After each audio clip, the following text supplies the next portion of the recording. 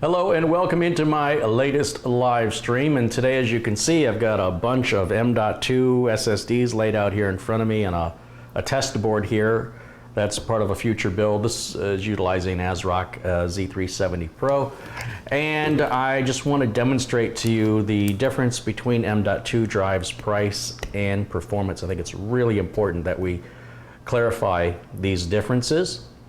In most cases, there's a situation of you get what you pay for, and then there's another side of it that you're paying for a brand name, paying a lot more, but not necessarily getting the same value for the dollar. So it really depends if you just want the fastest thing possible and money is no limit, or if you're really looking to get the best bang for the buck. So what I'm going to do here is demonstrate the differences between all these drives. So first and foremost, I want to show you this Western Digital black. Now, Western Digital has two drives on the market right now. This is a first generation NVMe drive with horrible performance and a really high price. If you buy this, I feel sorry for you. This looks exactly the same. It's a little smaller. The box is actually listed. If you look at these two boxes here, try not to cover anything up. You see right here, there's no read speeds here, but over here, there's a read speed up to 3,400 megabytes a second. And there's a reason for that, because you don't want to know the numbers on this one. It's pathetic. And for as much as this costs, I could buy twice the capacity in a 2.5-inch drive format for $20 less. Well, yeah, about 20 bucks less than what this costs. Now, this is going to run slower, but not a whole lot slower, and you go from 512 gigs to 960 gigs on a traditional SATA SSD. But all bets are off when it comes to this one. Now, this one's even more money. Let me just show you some performance numbers. First of all, Kevin Lavis contributed £2. Thank you, Kevin. So here on this drive right here, I have some performance numbers already done. That's what I've been trying to organize things here during the break, and I still have a lot of work to do. So let's see, what were the performance numbers on that black? Okay, so you're looking at 1700, let's see, 1700 megabytes per second, 1750 on the sequential, and 823.4 on the right. That is not good. That's about half the speed of the other Western Digital drive that costs a little bit more money.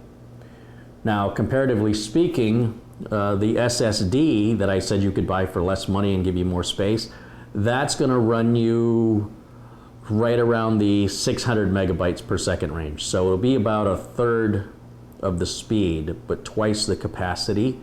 And on the right side, on sequential writes, it'll give you 3/4 of the speed for less money and twice the space.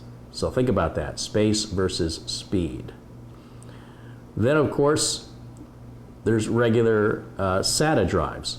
So let's go back to the main camera here. Okay, so that's NVMe versus SATA. The SATA bus is basically going to transfer data no faster than 560 megabytes per second in a best case scenario. That's the best you can expect from SATA. But when you see PCIe or NVMe times, or PCIe times 4 or NVMe, you're going to see much higher speeds. Now, a lot of that depends on your computer and the support that your computer has. If you have a chipset of an Intel chipset of the 270 or later, you should have an M.2 socket that supports NVMe. If your system is older than that, if you have a socket, a 170 chipset, you might. I'm not sure if the 170 chipset supported it. I think it does, but I'm not sure. And if you've got like a Z97 or something like that, then obviously you're not going to get that kind of performance. You will have to upgrade the motherboard. You could throw an add-in card in there also as an option. If you have a UEFI BIOS, you could boot to it. If you don't have a UEFI BIOS, and you can still add it, but you won't be able to boot to it. Okay, so I'll put links to everything here so you can see what the current prices are. But these Western Digital drives, they're expensive. They're not as expensive as the Samsung drives, but only by a few bucks. The Samsung drives are faster. They do cost a bit more. But I'm not going to get into that because we already know that, and there's plenty of reviews. So Intel came out with this. This is the SSD 6. And if you've got, let's say you've got a motherboard that supports both NVMe and SATA on the M.2. That means you can use a regular SATA M.2, which this is a Western Digital Blue, and this is going to perform the same basically as a regular solid state drive, like what I've got sitting right there, that little ADATA 2.5-inch drive. The performance difference between these is going to be very similar. This costs, right now, today, as of the end of August 2018, you should be able to find an M2 SATA drive at 500 gigs for under $100. If you're spending more than $100 for a SATA 500 gig drive, I think you're wasting your money, me personally, because the performance is pretty solid among all SATA hard drives, SSDs. You're maxing out the SATA bus. It's the SATA bus or the SATA interface that's your bottleneck. So the brand almost doesn't matter. All the name brands have 5-year warranties. This, of course, has a 5-year warranty. And if you want to know the performance of this, just to give you an idea, I think I have that here as well. Let's pull that up. Yeah, there it is right there. So that is the performance. That's pretty typical. 560 on the reads, 531 on the writes. You can expect that from any SATA-based SSD. That's any computer with SATA can run this, by the way. If you have SATA 3, if your computer's much older and you have SATA 2 or SATA 1, then your bottleneck is your computer, it's not the drive. So it's kind of like buying a Ferrari and taking it on the freeway during rush hour. Nothing wrong with the Ferrari, but you're not going any faster than everybody else on the road. So, so that's what you can expect from pretty much universally all SATA-based SSDs that are current and modern on the market today. They'll never go any faster than that. That is the most. If you want to go faster than the numbers you see on the screen, you have to go NVMe. That's just the way it is. But when you go NVMe, the price doubles. So you can expect speeds to be up to 3 to 4 times faster than a normal SATA-based SSD and twice the price for the same capacity. So it depends how important performance is to you. But there is a third option. Sorry, I have to acknowledge a contribution here. Let's say this was from Tapio Kawasma, who's contributed €2, and he says, I've learned the difference based on your advice. That's awesome. Now, Intel's come out with this. This is called the SSD 6. So what if I told you, so let's just back up and let's go back over what I just said. You can pick up a 500 gig SSD in M2 format for under $100 today. And it will perform more or less identical to any other drive of that size that is in SATA. So is it worth spending more if you're only going to get 10 megabytes a second faster? I mean, the difference between one manufacturer and another is negligible, but the price difference can be huge. To go NVMe, you could quadruple your speeds, but double your price until now. What if I told you for the same price as this drive right here, under $100 for 500 gigs, you can get an NVMe drive that's 512 gigs for under $100. What's the catch? I know that's what you're thinking. Didn't you just say NVMe drives were twice the amount of money for the same capacity? I did, except for this one. So what you have to understand are the chips that make up the storage on these. I don't want to get into the entire definition and technical aspects of the TLC, MLC, and SLC chips, but if you're interested in that, please use Google or search here on YouTube. There are plenty of other wonderful videos that cover the technical details of TLC, MLC, and SLC chips that are used on SSDs, the pros and cons, as well as the controller that's used. And all of that plays an important role on the lifespan of the drive and how it performs in different environments. Except for this one. This one doesn't use any of that. This uses a very cheap style of memory called QLC. Now, QLC does not have the read and write performance of TLC, MLC, or SLC, and that's basically all you need to know. Because it doesn't have that kind of performance, it costs less. But it still performs better than this. Not a whole lot better, but about 60% better here than here for the same price if your motherboard supports it. So if your motherboard will support either one of these, and these are both the same price and they're both the same capacity, and this one's faster for the same price, wouldn't you want this one? Now, if you wanted this one, you could go twice as fast as this one, but it'll cost you another $60. So if this one's $100, this is $160. And if this will do 800 megabytes a second, this will do 3,000 megabytes a second. So price for performance. But if we're comparing price and capacity, then these two are the ones, are the best examples. No, not these two. These two are the best examples for me to demonstrate to you, because same price, same capacity. I realize this says 512 gigs. So technically this one's a little larger and it's a little more money. Ultimately they all have the same amount of memory. The reason why you'll see some say 500, some say 480, that's because they have what's something called overhead, provisioning. And provisioning helps make the drive last longer. So they're all the same size, by the way. Kelly Stewart has contributed $30. He says, thank you for getting me back into the computer world. Also, you rock, Kerry. It's a generous contribution. Thank you, Kelly. I really appreciate your support. And let's make sure Kelly is a moderator in my chat room. Let's make sure he's got moderator status. Yes, he does now. Okay, now, getting back to what I was talking about. So if you don't have the big bucks to drop on a major super fast NVMe drive, there are slower NVMe drives that are available at almost half the price and the same price as a SATA based drive.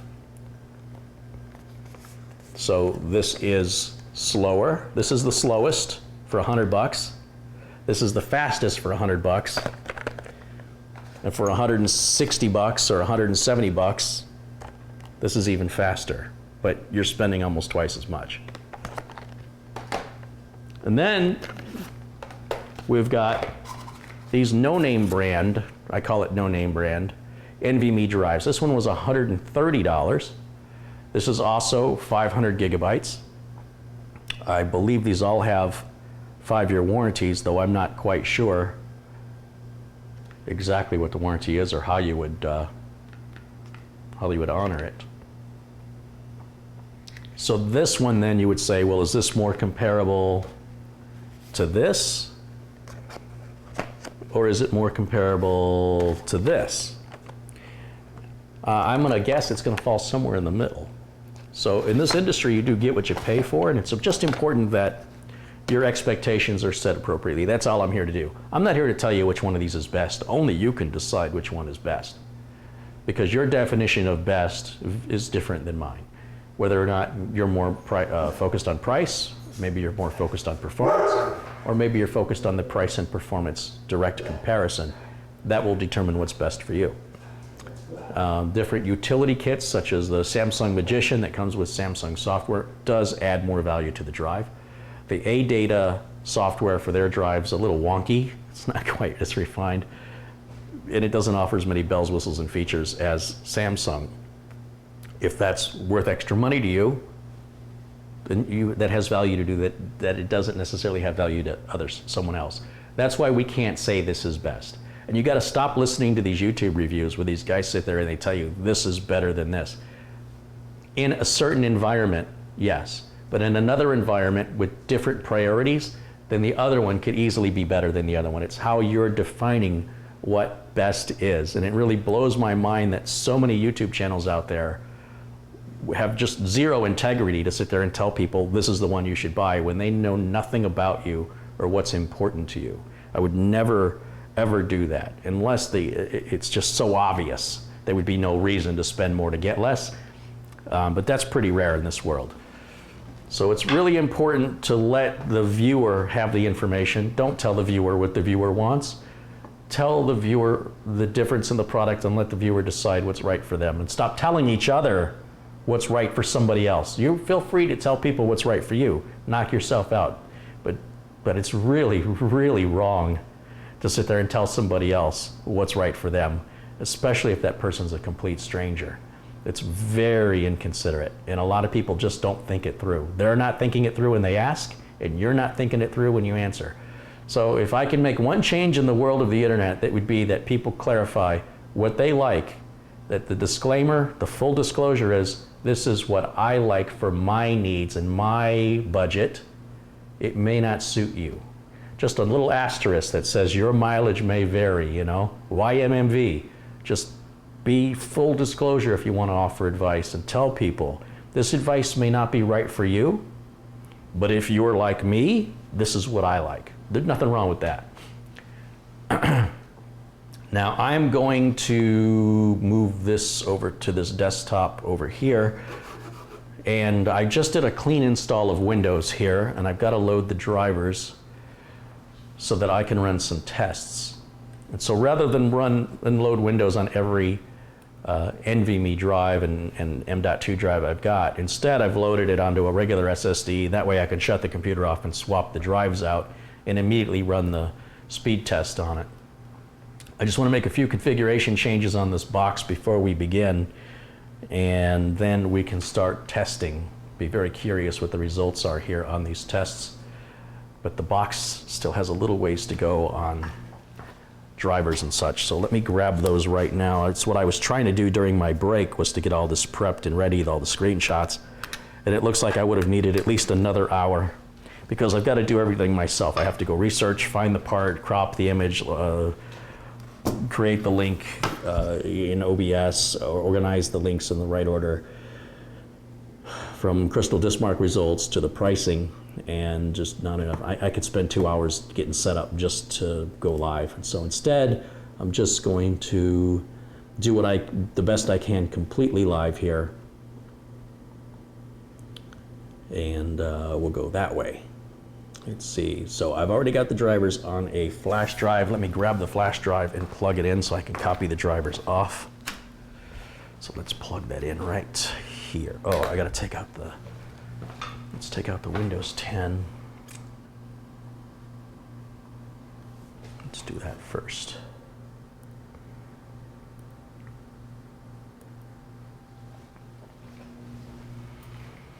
Okay, so we'll take this drive out, plug this drive in.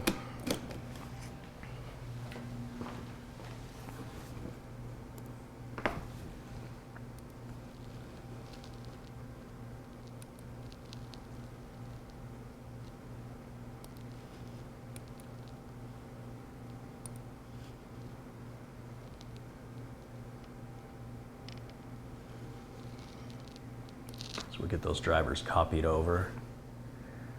It'll just take a minute.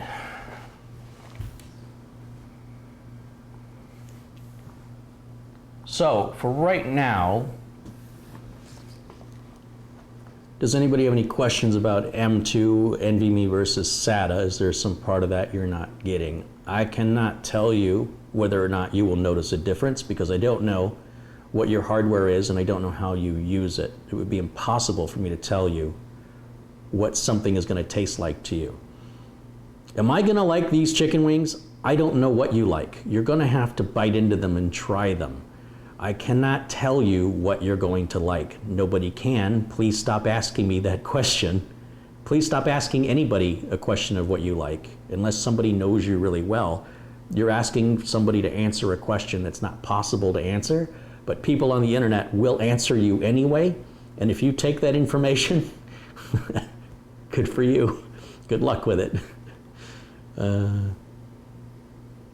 Tapeo Kuwasma has contributed 20 euros. Wow, thank you. Greetings from Finland. This is a great channel. I also got back to reality with your tips. Awesome. That's what we're trying to do, bring people back to reality. I see Colin Hilton is in the chat, Brandon Miller, Michael C., Dave Murray, Alhaz Tepej, Superman G, Bonkers Man, Rich Robbins, Michael C. These are my moderators, Brandon Miller, Kevin Lavis. They are keeping it all civil here in the chat, and thank you for that. And let's see.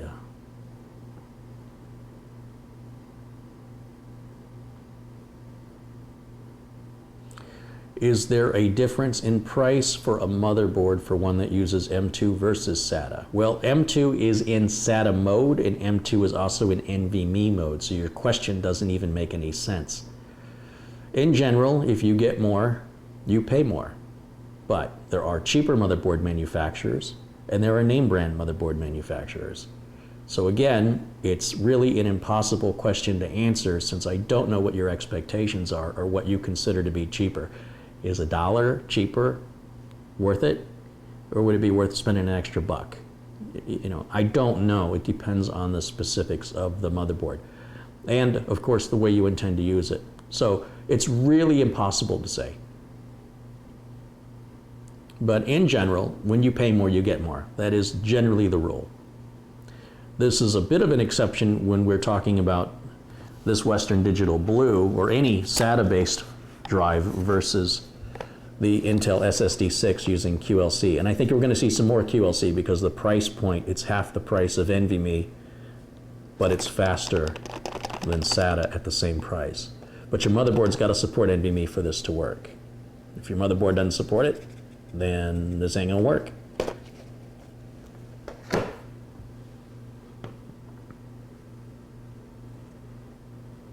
Jaybird says, I only use Samsung. You know what? That's great if you can afford it. You're certainly not going to be, you're not likely to be disappointed with Samsung in their performance, their utilities, and their warranty, and their support and service.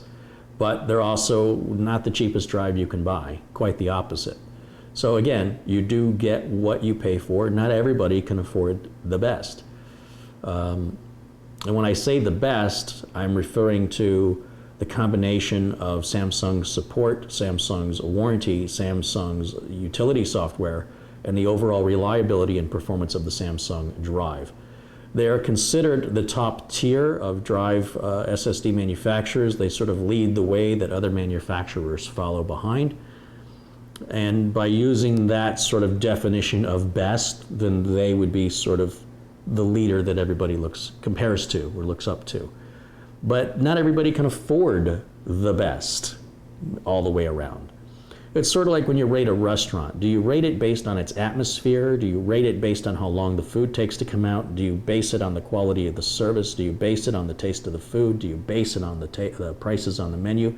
In my world, for a restaurant to be considered best, it would have to check every single one of those boxes. And I can almost guarantee you it will not be a cheap restaurant to eat at. Kevin Lavis has contributed an additional £2. He says, good job with explaining the differences. Thank you, Kevin.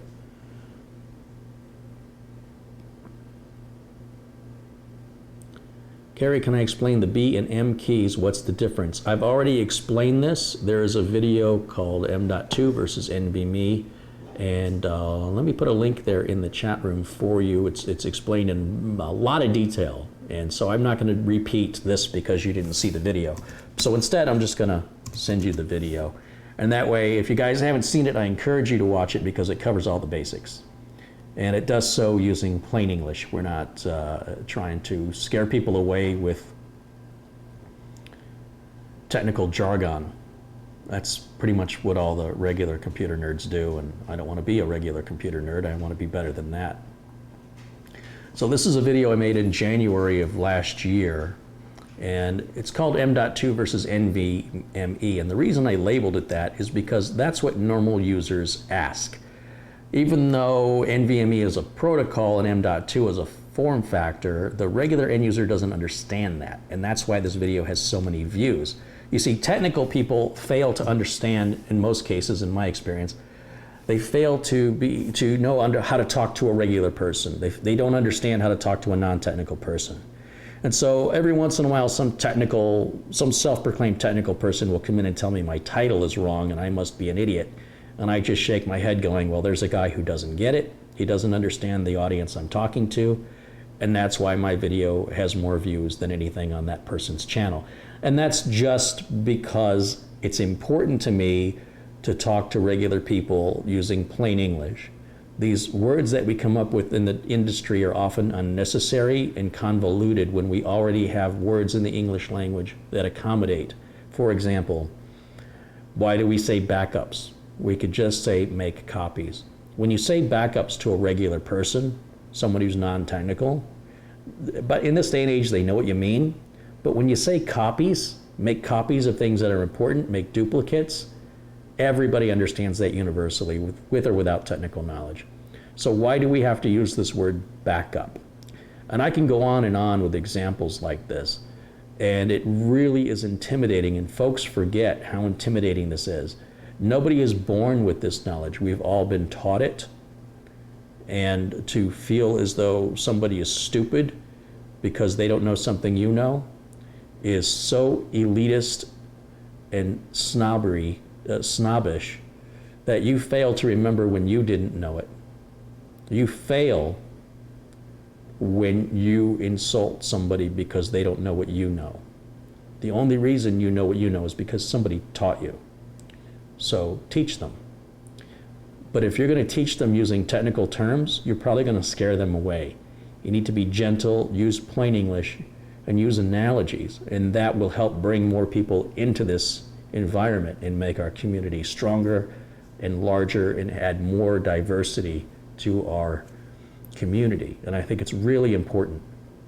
These words are not that necessary to get exactly right unless you're going to be a technician and do it for a living, and then you're expected to know all this stuff. But just because you drive a car doesn't mean you have to know how an engine works. You know, as long as you know where the gas goes. And that's the way most people treat computers. And so to teach people about an engine, it's fine to use analogies and plain English instead of automotive terms if it gets the gist of the concept across to the person. And if they want to explore that further, well, there's plenty of books and sites on the internet and YouTube videos that can get into all the technical stuff, but let them decide that. And then, of course, if they want to be technicians, then they need to learn all those terms. But if they just want to be a more powerful user of their computer, then they just need to understand why things are there and not be so intimidated by the language. So just so you guys know that consideration for others, I think is very important. Andy W386 has contributed £2. He says, really good point on knowledge and teaching. Yes, yes, of course. So what ends up happening is, like I say, these snobbish elitist types come into my channel and they don't like that I dumb it down. And I think they don't like it because it shows they're not really all that smart. I think that some people feel superior because they have the knowledge and they want to keep it that way. Magicians don't want you showing how the tricks are done, or it takes the magic out of it. It ruins their act and they don't seem so special anymore. The illusion has been shattered. I want to shatter the illusion of techs being really smart people. It's not that techs are not smart people, but you just can't universally throw a blanket and say, over everybody who's a tech and say all of these people are smart because they're techs. It doesn't work that way. Just because somebody does something for a living does not mean they're good at it. The best example will be the computer that I repaired the other day. It went to a computer shop, it was misdiagnosed. They profited from their misdiagnosis. The customer paid for the misdiagnosis, and the customer paid to do the work himself. That was all unnecessary and made no difference. These are people that do it for a living. These are the professionals, ladies and gentlemen. So you really need to determine if somebody is trustworthy or if somebody is confident in their ability by experiencing them yourself or by getting a referral from somebody you trust. I would not open the Yellow Pages or Craigslist or Google search to find a tech. I absolutely would advise you against that. Ask people you know for a referral. All right, let me go back to this view here. I'm gonna make my screen big. Here we go. Let's get some drivers put on here. What do we got? Oh, my screen is still really small. Oh, the INF driver, I want that first and foremost.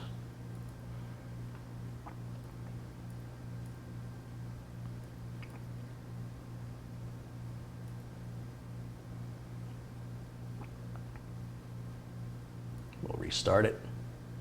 And you'll see how fast this computer restarts with just a basic normal SATA drive. It's no slouch by any means. Here we go, it's rebooting right now. We're gonna get the post screen, boom, start your clocks, here we go. And then when you put an NVMe drive in there, your boot time, I mean, that's already pretty quick. So any improvement on that is, as a human being, are you gonna notice it? Really? Is it gonna matter to you? Well, some people are gonna say yes, and some people are gonna say no. But if the price is the same for the same capacity and it's gonna go a little faster, hey, why not? You don't have to necessarily be the fastest. Some people do. Let's see, wrong mouse. Let's go back over here. And let's load up, let's do the LAN there real quick. Because I know this won't require a reboot.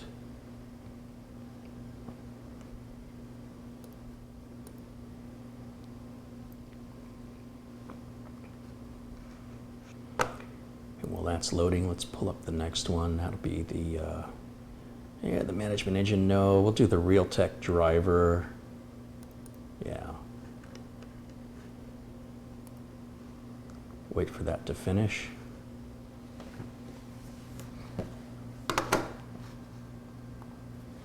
And let's see.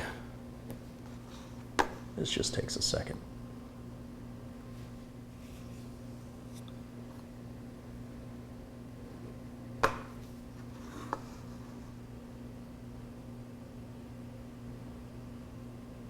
Brad B has contributed $5. He says, just finished building a Ryzen 2600X machine while listening to you build one from yesterday for background noise. That's awesome, Brad.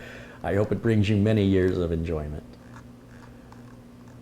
All right, let's go back and finish that one. And let's go to the setup here.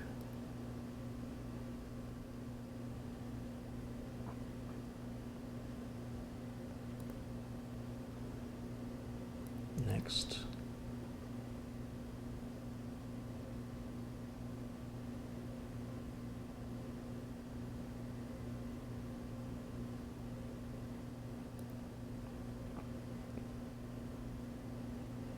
Tapio Kawasma says, for €2, we need a house tour, also your office.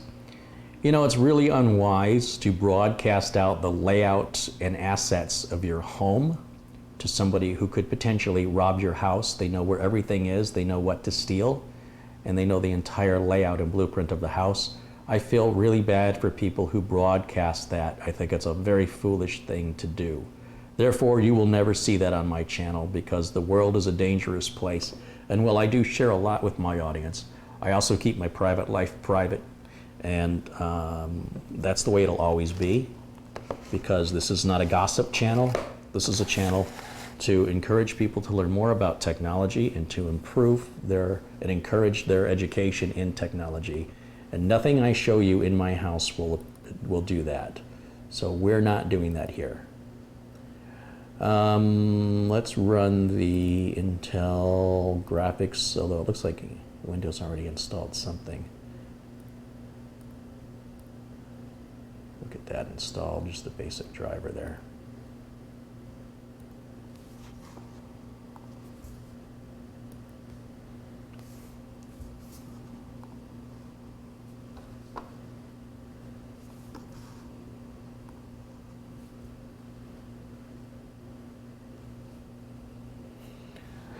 Humble Homie says, I never thought about house tours on YouTube being taken advantage of like that. That's because you don't have the mindset of a criminal. And remember, I might upgrade my computer or I might change some assets in my house, but I'll never change the blueprint of my house. And just by showing that, you are opening up a world of potential hurt to somebody who, you know, might see an easy opportunity to take advantage. So, yeah. You know, this is being broadcasted around the world, and while I don't necessarily hide my location, I don't broadcast it out either. I mean, if somebody was determined to find me, they could find me, but the last thing I want them to be able to know is where all of my valuable things are and how to get to them quickly and how to get in and out as quickly as possible.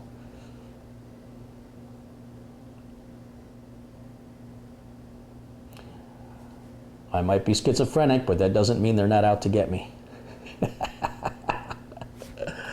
All right, let's see how we're doing now. Is that all the drivers? I think that's all the drivers. Let's check. Let's go to the control panel and take a look at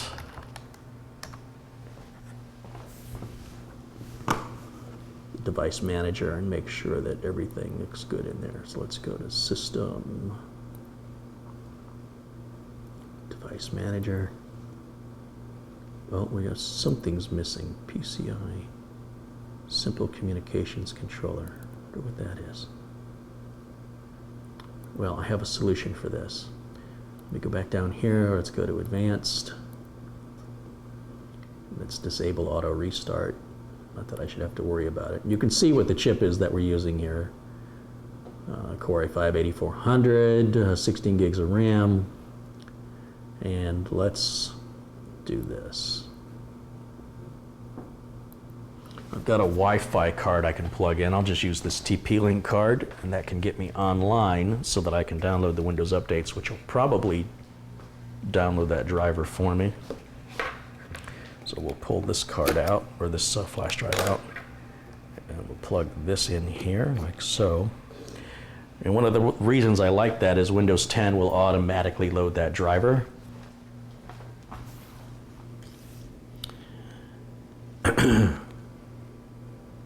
We'll give that a second.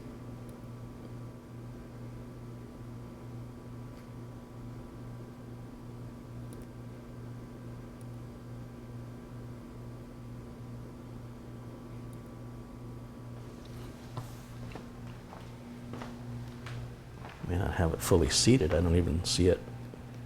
No, it's blinking. It's doing something. We'll give that a minute to auto detect.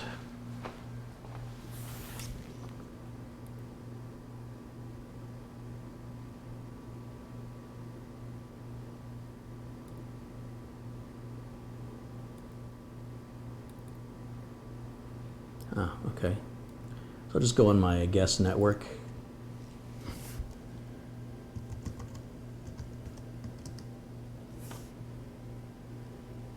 Whoops.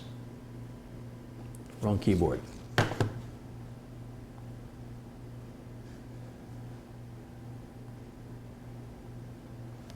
Contribution is coming from Thomas Carter. He's contributed £5, sitting back with a beer, watching another Car-ey live stream. Couldn't think of a better way to spend my evening. That's very nice. Thank you. Reviewing, playing, and more RPM has contributed $5 Says he just bought the Western Digital 512 gig NVMe M2 today. I would return it. It's a really bad buy, in my opinion. You could have spent less for more. The 500 gig Western Digital black drive is worth the money. Well, it's up to you to decide, but it's twice as fast for the 500 gig Western Digital black. The 512 gig Western Digital black is a 2-year-old model. It's obsolete. Winston Anglew has contributed $2. He says, bonjour from Vancouver, Canada. Thank you. Thank you. All right, what was I doing now? Oh, I was back here. I was going to put my password in for my Wi-Fi network. I just have to use the right keyboard.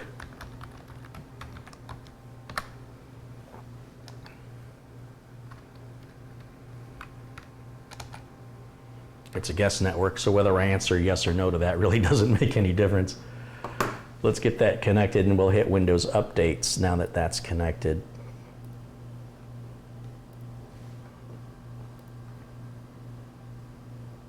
And so we're going to let that grab any missing drivers along with any Windows 10 updates so that we can begin our testing of the M.2 drives. And we'll see how they perform.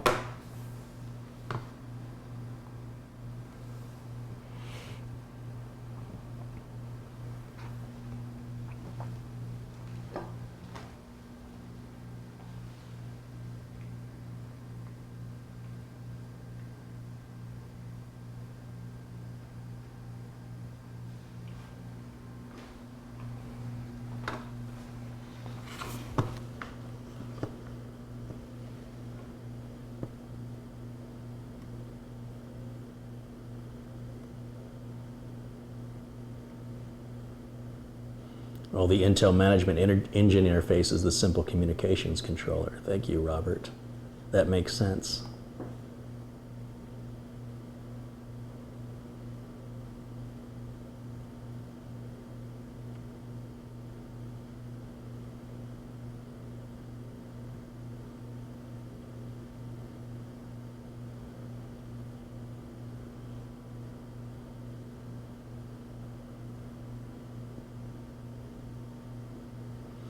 Will SSDs be as cheap as hard drives and take over totally? Eventually.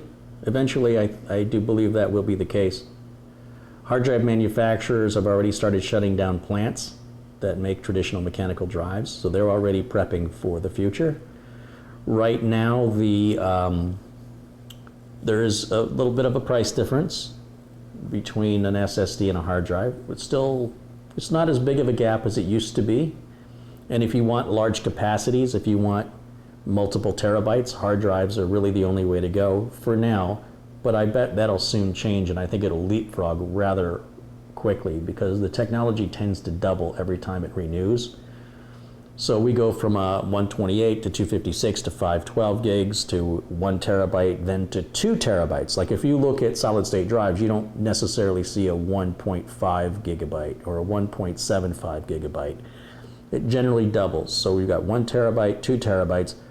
There are currently 32 and 40 terabyte SSDs out there, but they're not for public consumption. They're very expensive. But I expect that will be changing in the future, in the years ahead. I think that as the technology continues to double, we go from 1 terabyte to 2 to 4 to 8 to 16 to 32 to 64 to 128 to 256 terabytes will quickly surpass hard drives and leave them in the dust. Not only in capacity, but also in performance, reliability, and hopefully price. Although a 12 terabyte hard drive is not cheap, you know, they're close to $500.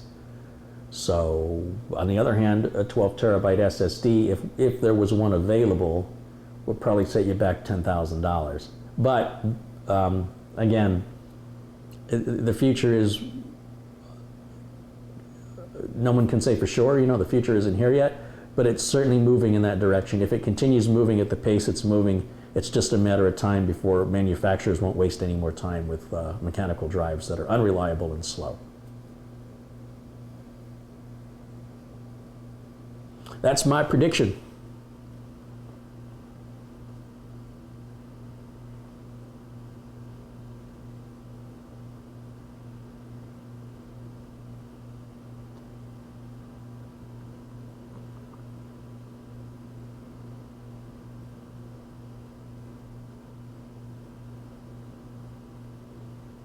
Samsung's released a consumer 4 terabyte SSD. Yes, and I think it's $800. Isn't that right? How much is it?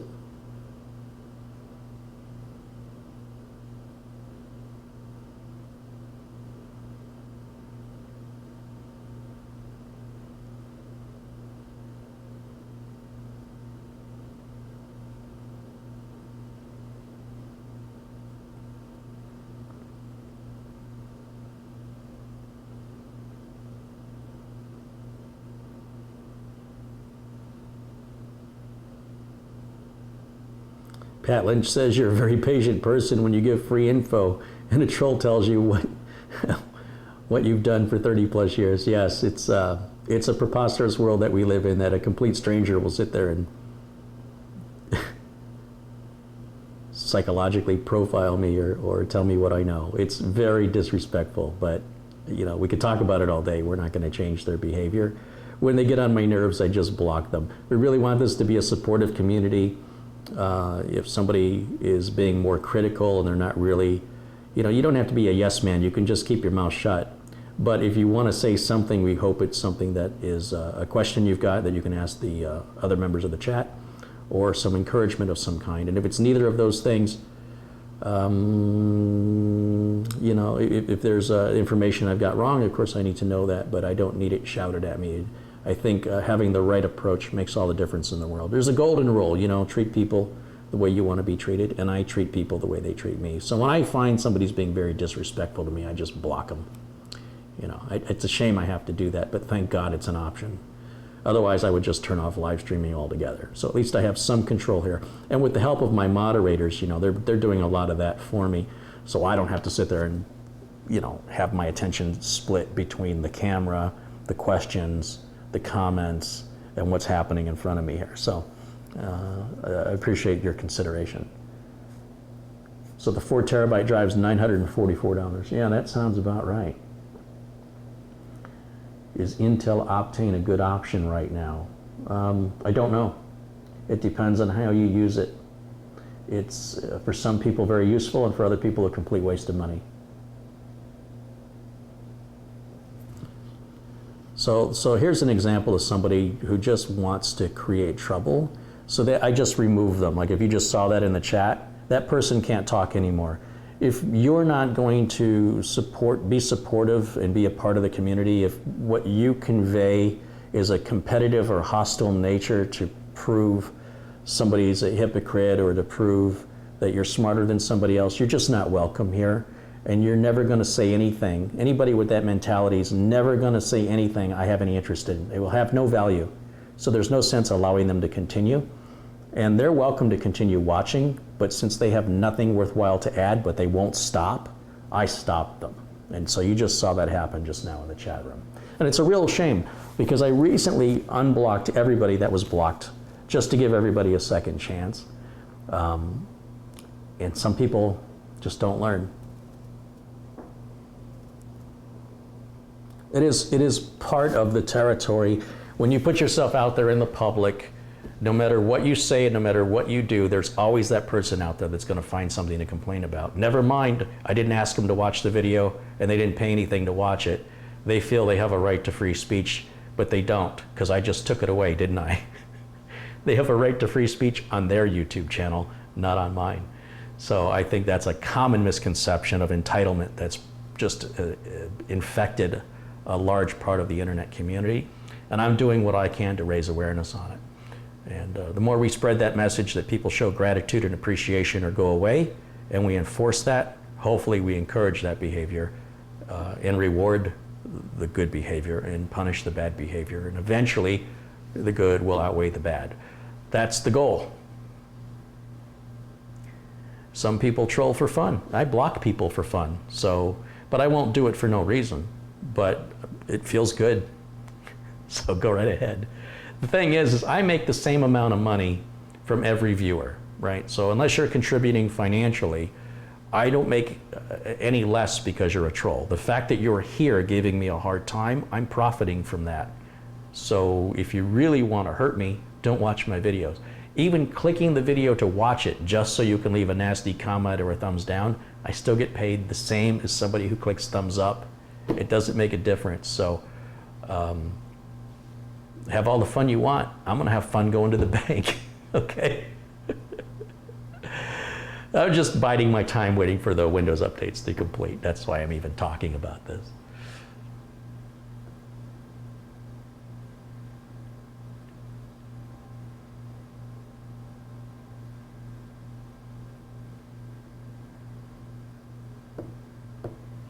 We've got 580 people watching live around the world right now.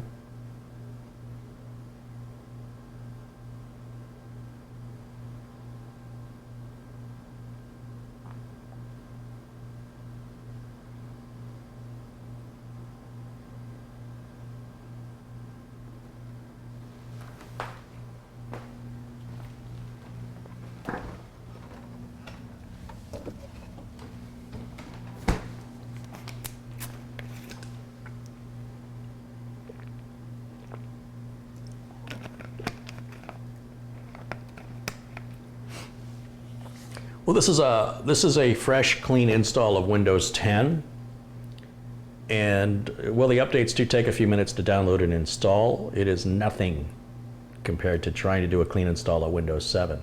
You'll spend an entire day downloading updates, rebooting, downloading updates, rebooting, downloading updates, rebooting. And Microsoft is doing that intentionally. They want you to be so discouraged you will go to Windows 10. The new version of Windows 10 is due out in October. Every fall and every spring, Microsoft is releasing a new version of Windows 10. So you've got that to look forward to.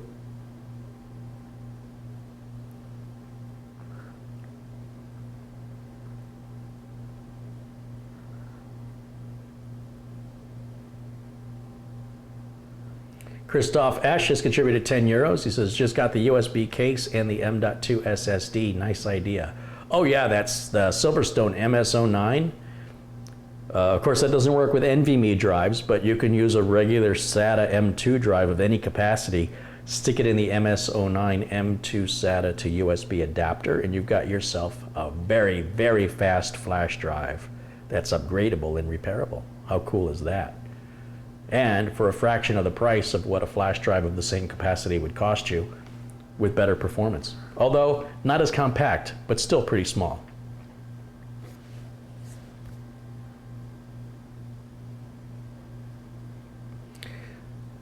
Greg says it's the October 2018 update. That's what they're calling it. So original of Microsoft to come up with that clever name. Kind of like me calling my channel Carrie Holzman. Stayed up all night thinking of that. But I'm not Microsoft with a multi-billion-dollar marketing department, so that's my excuse. What's their excuse?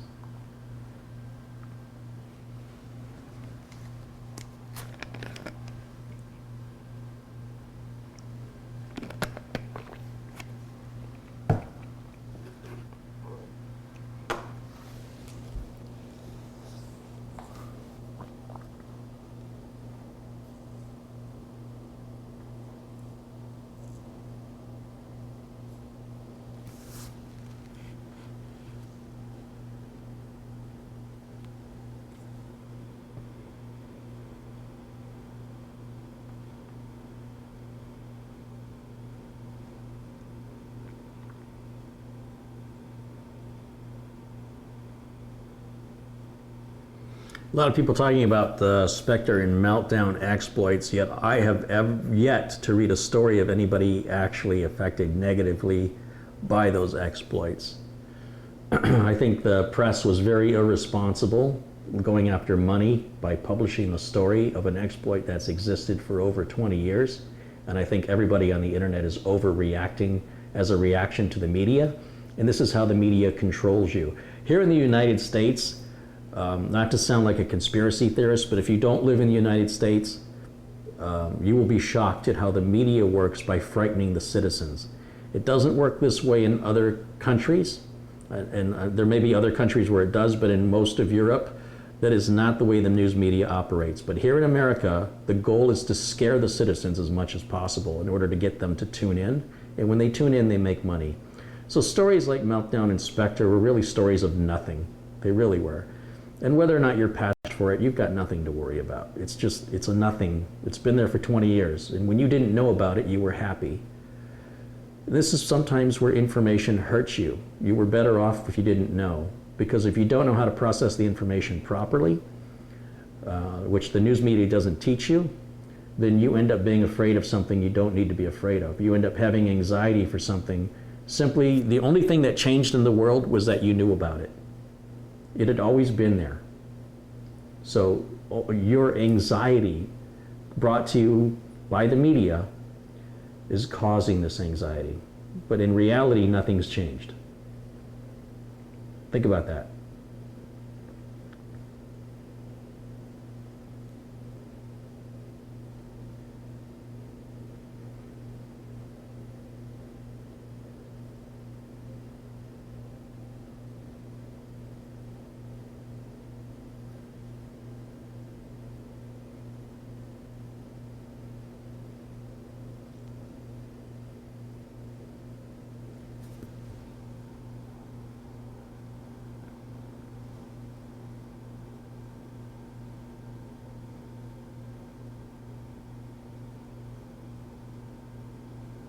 Would the exploits be fixed if they weren't talked about?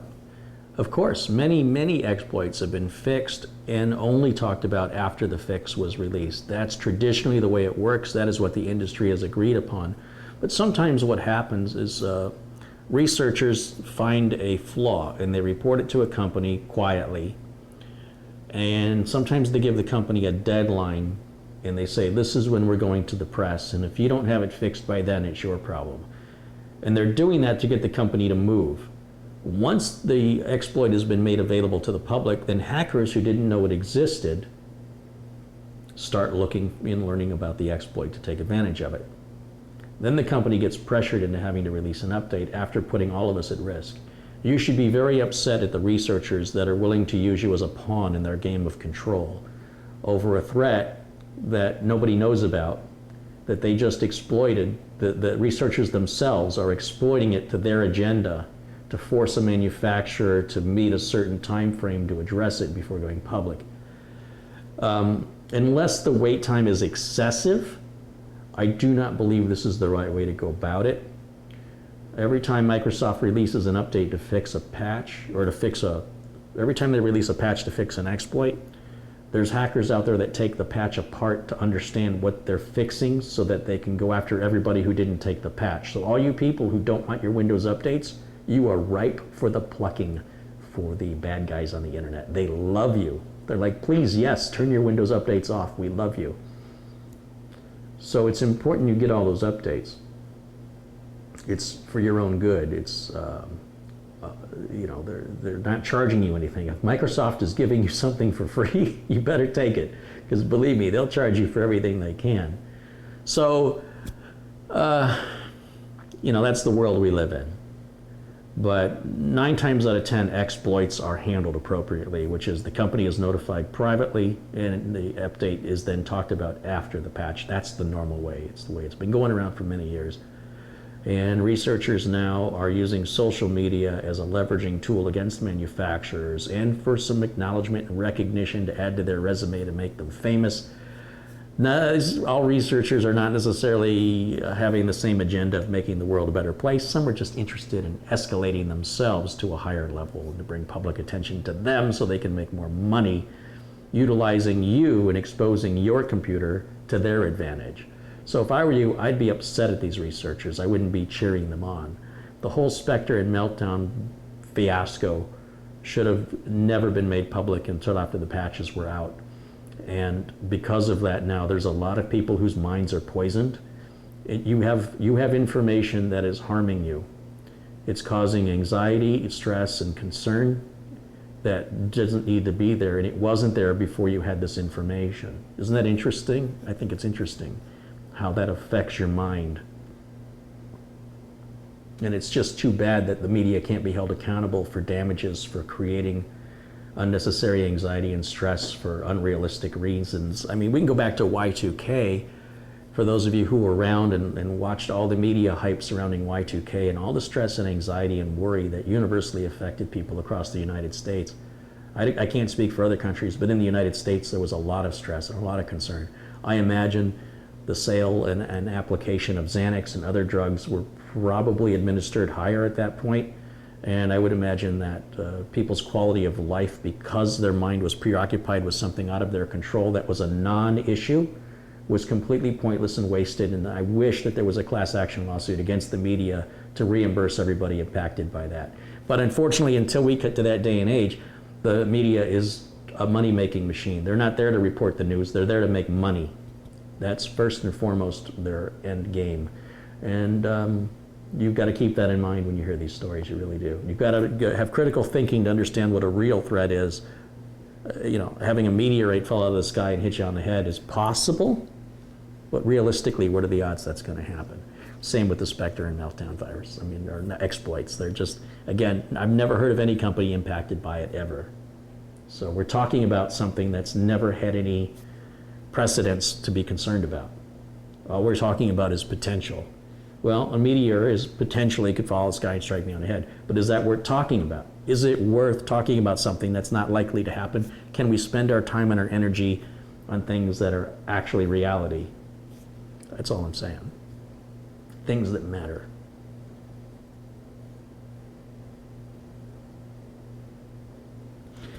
And John Rice says, many people made a lot of money on Y2K. Yes, I'm one of them. I was hired to go into offices and make sure everything was Y2K compliant. And to show you the way corporate America was, when I say everything, I mean everything. We had special tags, and every company asset had to be tagged that it was Y2K compliant. That means chairs, desks, garbage cans, pencils, paper, printers, cables, network switches. Every asset had to be inspected and tagged for Y2K compliancy. And I was paid as part of a team to go through all the company assets and do that. What a complete and utter waste of time. They flew me to Kansas to go to, it was Kansas City. Was it America West Airlines or Southwest Airlines? One of the airlines. And we had to go through every computer and ensure they were all Y2K compliant. It was just a complete waste of time. But it paid well. So yes, a lot of people, including me, made a lot of money from that. But it wasn't my idea. I was just along for the ride.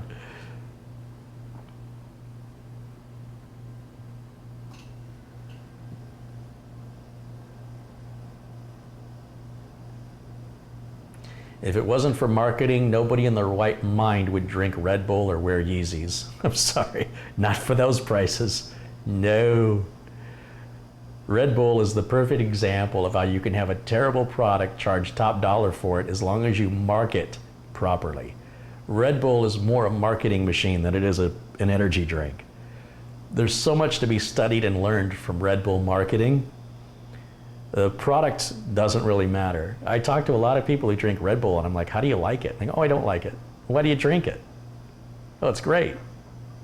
It's great, but you don't like it, and it's one of the most expensive energy drinks you could buy, and in my opinion, tastes rancid. But you can't go to an extreme sporting event without seeing Red Bull marketing there. And they have tied in that nasty, expensive drink with this high adrenaline junkie sort of extreme sports, and the human being's mind in general is so easy to manipulate it.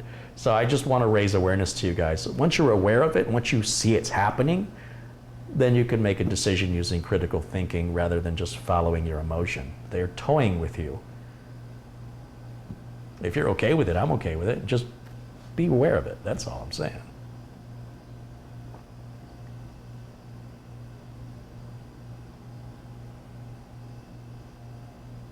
Red Bull is the Apple of energy drinks. That's a good comparison.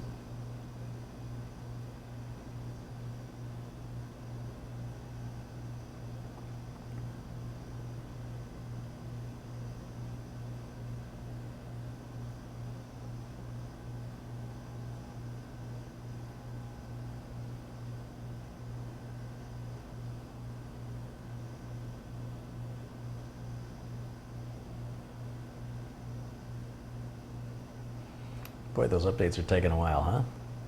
We're getting there.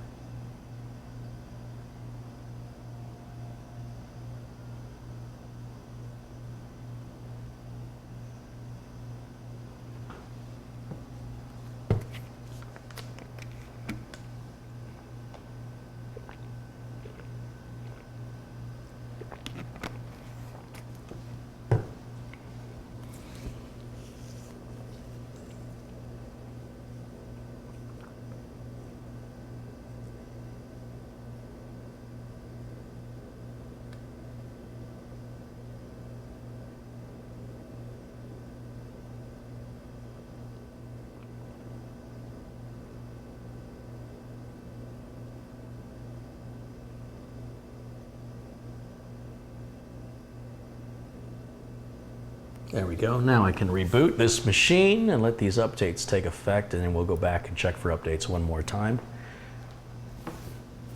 But again, just using a regular solid state drive like I have here, and by the way, this ADATA solid state drive is 1 terabyte and it sells for less than $150. So the prices on solid state drives have come down quite a bit. And the performance on the drive is exactly what you would expect from a SATA-based SSD. Like I said, they all pretty much perform the same. Tapio Kawasma has contributed €2. Would not an MDT media work on these situations? I don't do enough installs to invest the time necessary to create the media and keep it constantly updated month after month with all the updates. So no, not for me. Now, if I was building or installing OSs every single day, that'd be a different story. But when I go through OS installs, it's sort of a feast or famine. I'll have a bunch of work in one little period of time, and then I'll have a different kind of work. Maybe all repairs or maybe all something else. So if I was doing builds every single day, then having a media install tool or an image that I can restore from may make more sense to be more efficient. But I'm also trying to teach people. And when I do stuff like that off camera, I'm not teaching anybody anything. This is the way most people are going to do it at home, if they're doing it at home at all. And they should be. And that's why I show it. And I want to show them how long they can expect to wait and what the screen should look like, and that they can follow along with me. There's no good watching a cooking show and they say, here's how you make cookies. Now, I've already got them coming out of the oven. It's like, well, wait a minute, you didn't show me how you made them. You just showed me them coming out of the oven. That's not very educational. That's not much of a cooking show now, is it? All right, so let's take a look at Windows updates again and see if there's anything else we're missing.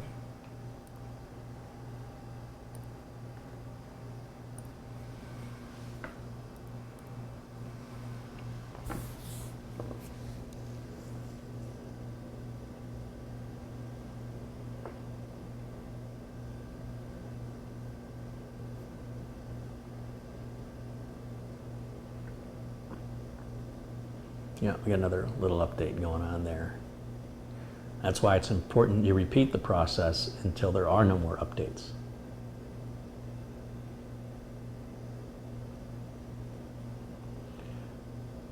Tapio Quasma has again contributed €2. Thank you for all the contributions, Tapio. I appreciate that. He says, thank you, that makes sense. I hope so. Everything should make sense. You should not be following along with the crowd because that's what everybody else is doing. In my opinion, you should use critical thinking and understand why people are doing something.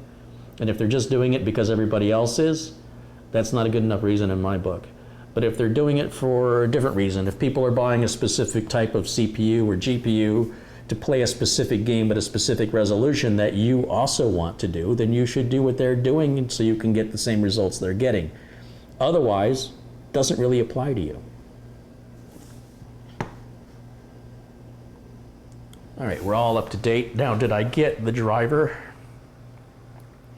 for in the device manager for the item that was missing? The PCI Simple Communications. Let's take a look. Let's go to System, and let's go to Device Manager. We'll go up here. Yes, so Windows Update provided that for us. Very good, very good. Now let me grab my flash drive again and plug that in. And let's copy Crystal Disk Mark onto the local drive so I can unplug my flash drive. You'll always see me copy the utilities off the flash drive. That's so I can unplug the flash drive. I don't want it to in any way burden the test results, which is possible if something starts writing in the background. So the only way to be sure is to make sure you disconnect it. So I need to just pull what I need off of there. Can't read that, it's too far away. Yeah. Eject the extreme, that's the one I want. Take that out. Okay. Now, let's do some testing. So I'm going to go over to, so back over here on this machine, everything's loaded, everything's good. I want to shut this machine down. So I'll just hit the power button and it'll cycle through and shut down.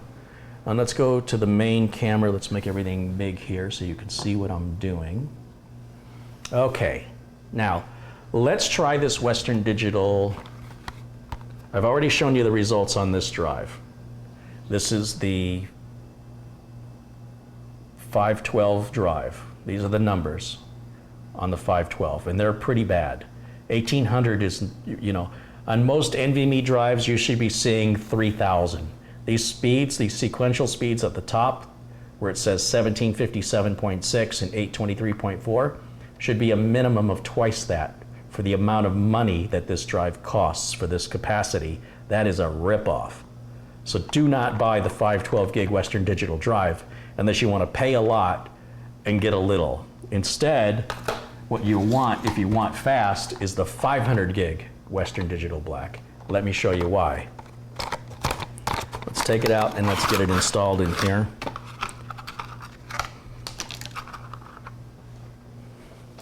I'll come right around here and we will put the drive right up here. Oops. So we'll install that right there.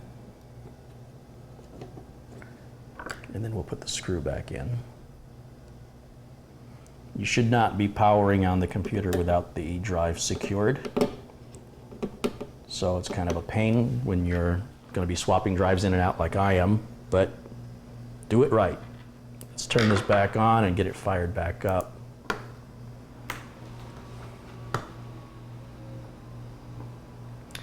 Hopefully it boots to the right. I can't remember if I left software on this other drive or not. Let's find out here in a second. Yeah, it looks like we booted off the right drive. And let's even see if the other drive appears. I can't remember if I cleaned the partition on it or not. Let's go to, oops, there we go, this PC. Yeah, so it does see it. So let's wipe it clean. Here's what I'm going to do.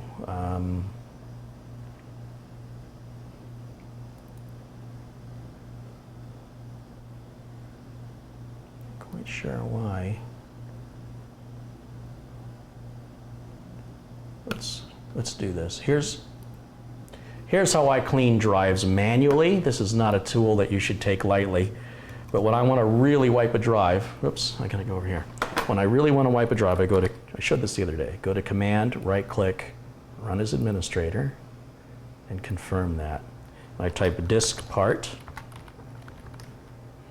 and I can list how many disks are currently in the system by typing list disk. And I'm going to select disk 1. I can tell from the capacities which drive is which. If you have drives of the same capacity, you better be really careful. All right, so I can see 894 gigs, that's my SSD, that's the 2.5-inch SSD. The 465 is the Western Digital Black. Now I have very carefully now, and the attention to detail is important, I have selected the proper disk, and I'm going to type the word clean. And that's erasing the disk, just putting it back without any partitions, without any master boot record. I type exit twice, and I'm back to the desktop. Now I can format that drive. When I go to the control panel, I can probably just type in disk management, I think. Disk management. Create and format hard drive partitions. It automatically sees there's a non-partitioned drive. It offers to set that up for us with GPT or MBR. You can just stick with all the defaults here. And now it's created this unallocated partition. We'll say new simple volume. Click next, click next, click next, click next, click finish. You can't just go buy a hard drive and slap it in and expect it to work. You do have to partition and format it, and that's how you do that. Now we can go to Crystal Disk Mark, and let's bring that up and run the performance benchmarks on this drive so you can see these outrageous numbers. These are some of the best numbers I've seen on NVMe drive. So if you want the fastest, you want to look at Samsung's 970 or this Western Digital Black 500. They're both very, very fast. Samsung 970 is a bit faster, but look at the numbers coming off on this. It's crazy.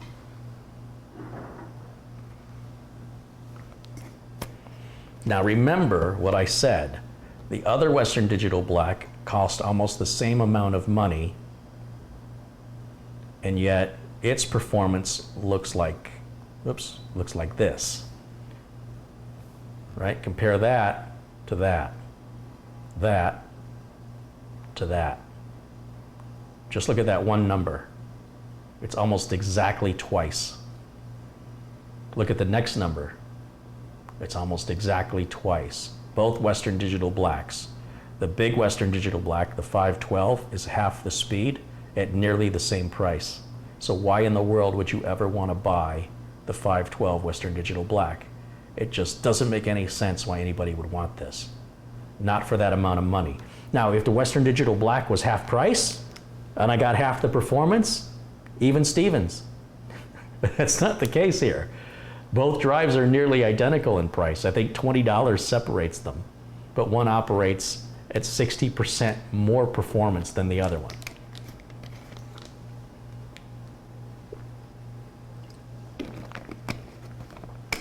So buyer beware. Buyer beware. The Western Digital Black has two different versions, a 500 gig and the 512 gig. The 512 gig is expensive and slow. The 500 gig is expensive and fast. In my opinion, the first generation NVMe drive should be pulled from the shelves, or it should be heavily discounted so that it gets sold out.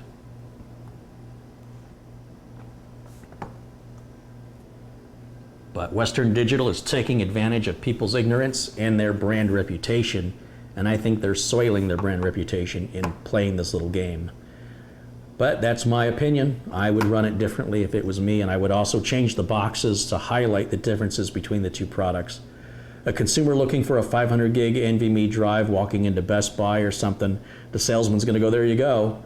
It's 50-50 which one you're gonna get. So if you don't know what you're buying, and you're counting on the salesman to tell you, I feel bad for you, because you're about to get taken advantage of in most cases. Look at those writing speeds too. That write speed of 2591 compared to the write speed of the other Western Digital Black at 823. 823 compared to 25, that's 3 times faster. Look at that. Look at the upper right corner, 823.4. Look at the upper right corner here, 2591.7. They're both Western Digital Blacks. The boxes look identical. You must pay attention to all the details on the box. If you're not going to pay attention, don't complain with what you ended up buying. Do your own research, do your own study. At least that way, when you have your expectations, they will match reality. So if you want the fastest Western Digital Black drive, you want the smaller 500 gig drive, not the 512. It's a shame I have to make this distinction. It's a real shame that Western Digital has gone down this road. The other Western Digital Black is simply an obsolete product that's several years old in its technology, but apparently they have an overabundance of them and they still sit in inventory. I don't think they're making them anymore, so when they're all gone and are no longer for sale, I'll be much happier. But for right now, when you shop for a 500 gig NVMe Western Digital Black, you've got to pay very close attention to the size. The 512 is slow, the 500 is fast. And the prices will also reflect that. The 512 being larger costs less, the 500 being smaller costs more. Well, that's because the 500, the smaller one, operates 2 to 3 times faster, as you should see. Look at these numbers. I mean, these numbers speak for themselves. So that's a really good drive. It's a very high-performing drive, highly recommended. The other one's a terrible drive, and they both look identical, come from the same manufacturer, identical boxes and identical words on both boxes. If you compare the words on both boxes, they have more words that are the same than they have different. So you've got to watch the details. It's your hard-earned money. Be careful how you spend it. Now let's keep going. Let me get a print screen of this. Let's see. Function out, print screen. Let's go into Paint. I'm on the, gosh darn it, I'm on the wrong keyboard again. Okay, Alt function, print screen. And then I'm going to go over here to Paint. Bring that up. And we'll shrink this down. I'm so glad you guys taught me this little trick. It makes my life easier. Paste that.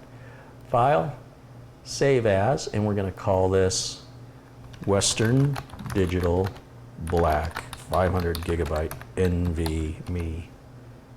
Okay. We'll save it in the pictures folder. We're going to start collecting these.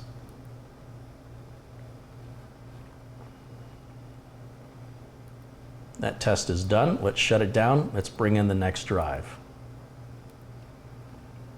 There we go. That's powered off, and I'll bring it back up to the main camera. And let's shut that off. Okay. I'm going to cut power here this time. I shouldn't have changed that out without doing that. Let's take this drive back out.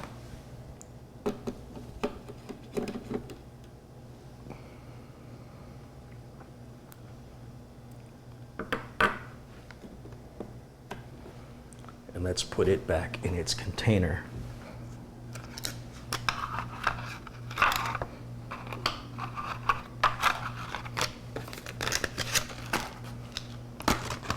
All right, so we're all clear, right? We're all clear on the Western Digital confusion.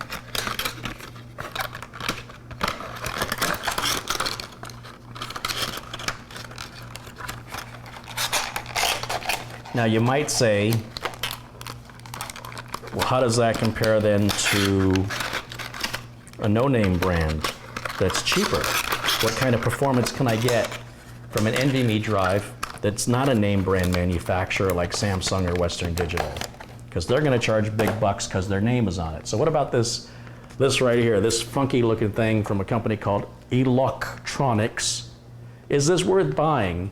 It's about $30 less for the same capacity, 500 gigs as that Western Digital Black, but about $50 less. That's about one third off the price. But is our performance also 1/3 off? Let's find out now. I've never done this before. I have no idea what to expect. There's our drive. Here's what it looks like. I'll bring it up here and give you a nice close-up. There's our drive right there. Help if I hold it right side up.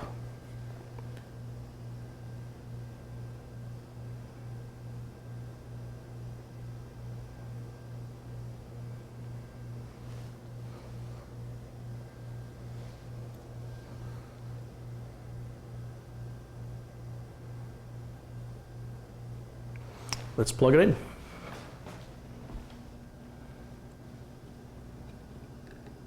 Keep all the testing consistent, same machine, same slot. Remember, the M.2 can only go in one way. Don't force anything if it doesn't fit. You're doing it wrong. Secure that back into position. And let's fire it back up. Turn the switch back on. Here we go.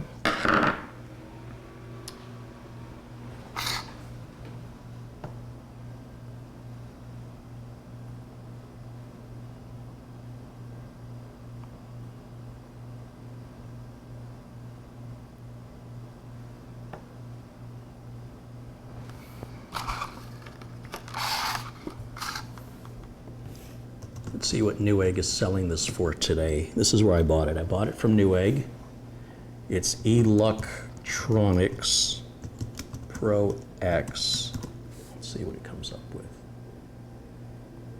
Probably helps if I spell it right.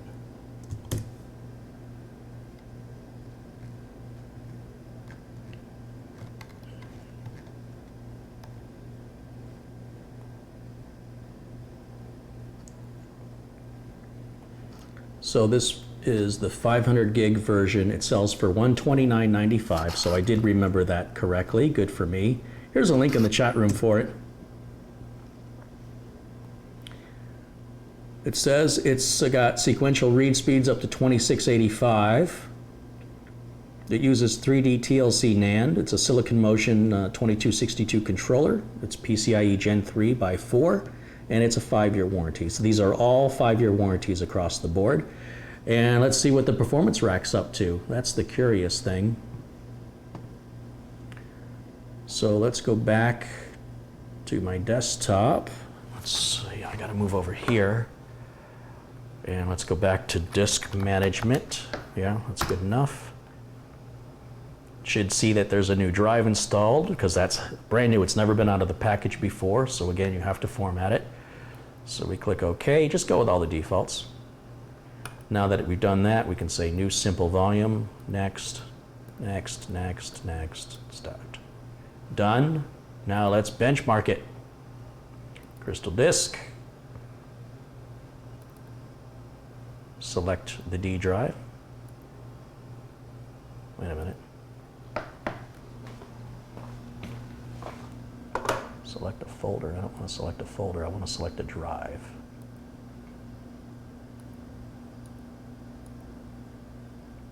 What am I doing wrong? Missing something somewhere. Let me close this out. Is the drive been formatted? Let's see. This PC. Oh, I guess I didn't format it. I must have went too quickly. Back under disk management again.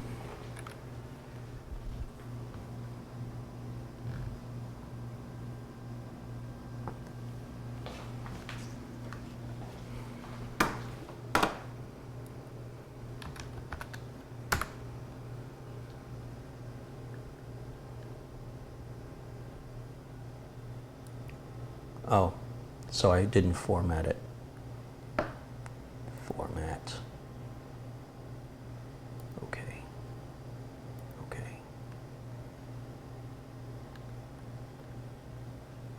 Now it's formatted. I should have a drive letter now.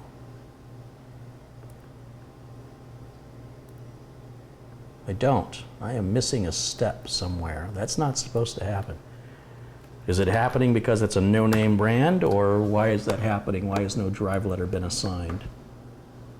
Change a drive letter. Let's add drive D. Shouldn't have to do that. It should have done it automatically. That's weird. But now if I bring up Crystal Disk Mark, drive D should be available.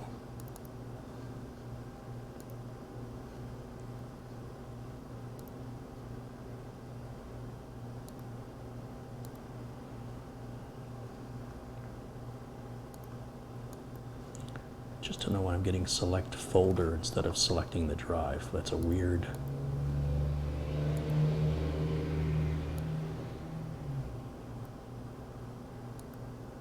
There. Did I get it? It's too far away. No, it says I'm on the C. I don't want to check C, I want to check D. Hey, finally I got there. All right, now we can finally, wow.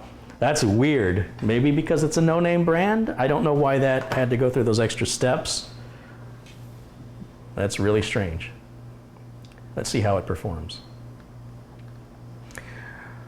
Brian Loss has contributed $22.22. Would love that great moderator color on my name. You got it, Brian. You're blue.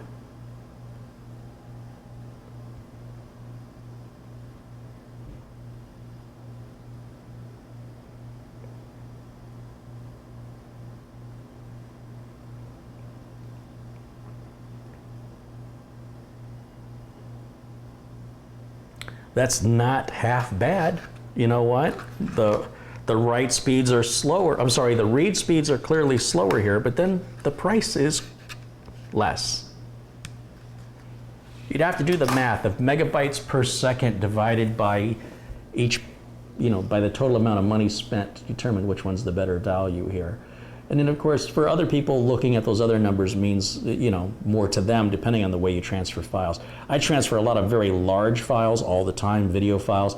So I'm always most interested in the sequential speeds because that's how I use my computer. But if you're copying a lot of smaller files, then these numbers that follow may be more important to you. Bob the Bomb contributed £2. He says, SSD info will help my mate. That's cool. I hope it helps everybody.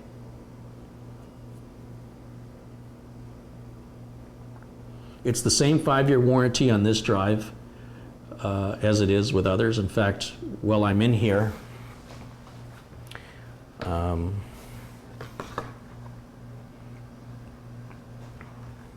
make my screen big.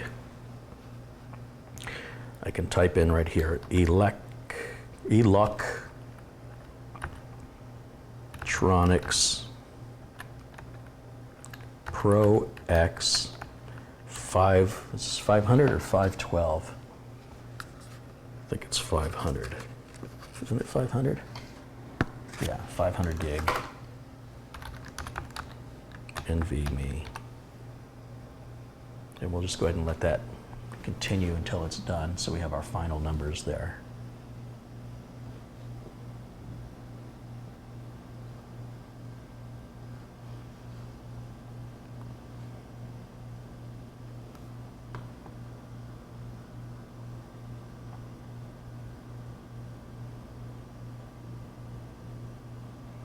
Nolan Manley says, I've been watching your videos for a few years. I'm 60 years old. I'm a 60-year-old computer geek, and I just want to say thank you for sharing good info. Well, thank you for appreciating the info and for participating in the chat. I appreciate that. Mike Ladd is saying it's only about 15% lower, but is it 15% cheaper? That's the question. Somebody should do the math on that. I can't be bothered. Roger makes a good point. He says that 5-year warranty is only good if the company's still around in 5 years. That's a valid point. On the other hand, most people won't have the drive that long. Most people will replace it with something larger and faster. Can you imagine Just look at how much a solid state drive was 5 years ago for the capacity, and look at how much they are 5 years later. Now think what it's going to be like 5 years from now. So the warranty issue really may not be a problem. It really depends on if you're the kind of person that has a lot of old hardware, or if you tend to stay mostly on top of the game. The prices, of course, I'm talking about are for the United States, so I can't speak for other countries and the tariffs and things that that may apply.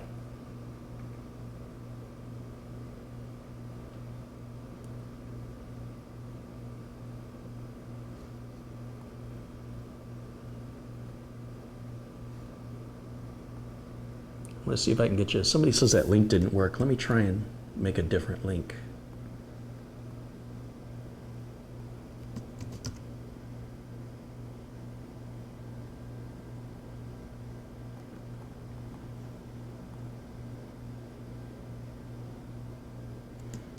Why don't you guys try this link and see if that works for you.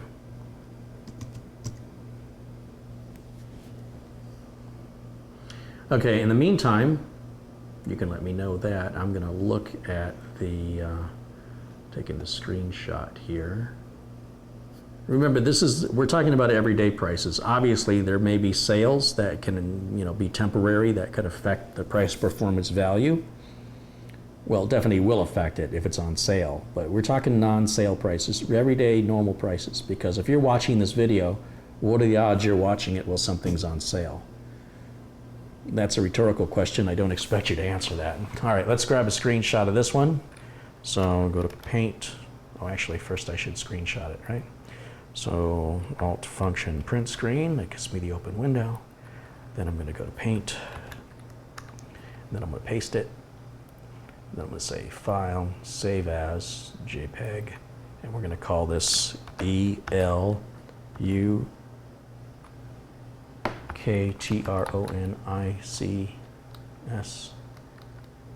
I can't see anything. The screen is so tiny. Eluktronics.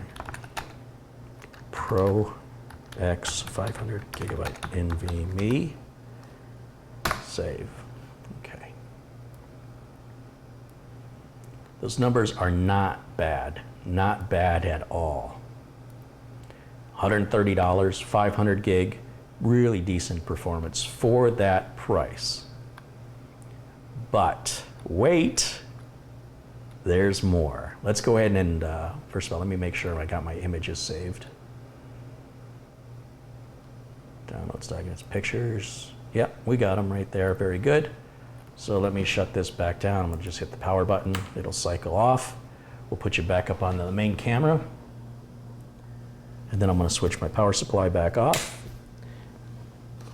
I'm going to put that back in here. So let's go ahead and take this drive out.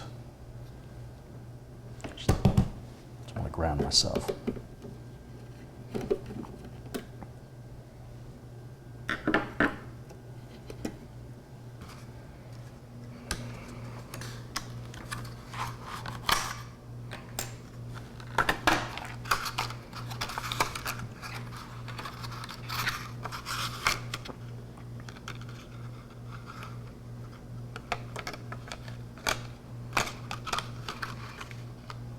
They didn't waste any money on packaging. That much I can assure you.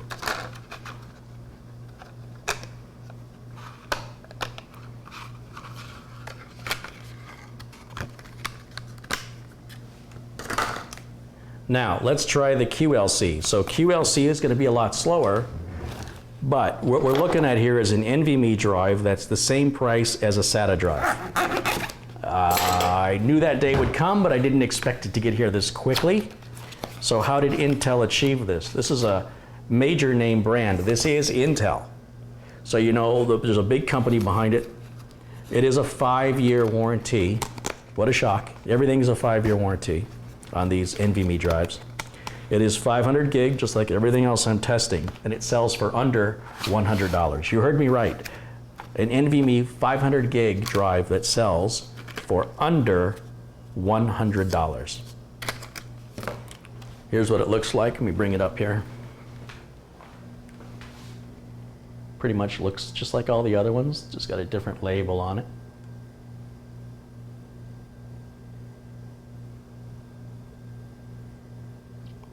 But this is not going to perform like that really fast Western Digital Black.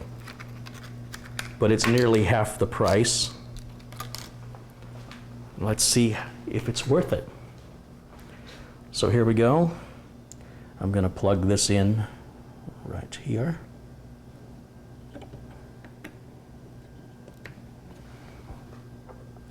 Once again, I've never taken this out of the package, so it'll have to be partitioned and formatted. Let's see if it assigns me a drive letter automatically this time.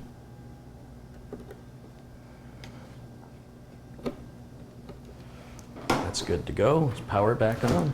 Oh, I have to hit the switch first.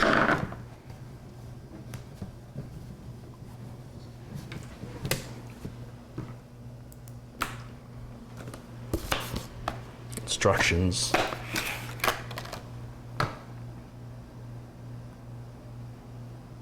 Okay.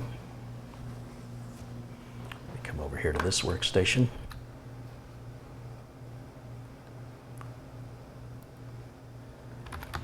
Back to disk management.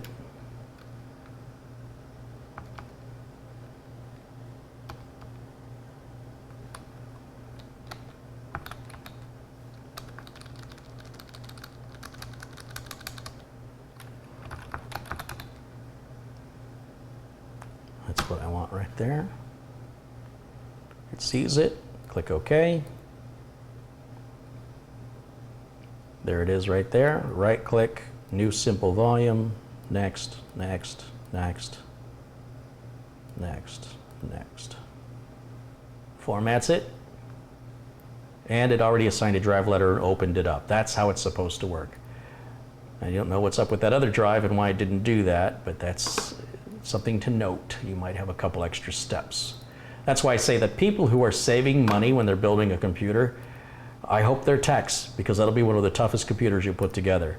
When you buy all name brand parts like you see me use, there's a great likelihood that you won't run into all the problems that you do with some of the cheaper stuff. And that's an example. Let's see what kind of read and write speeds we get off QLC. Now keep in mind that it costs exactly the same as the Western Digital Blue SATA.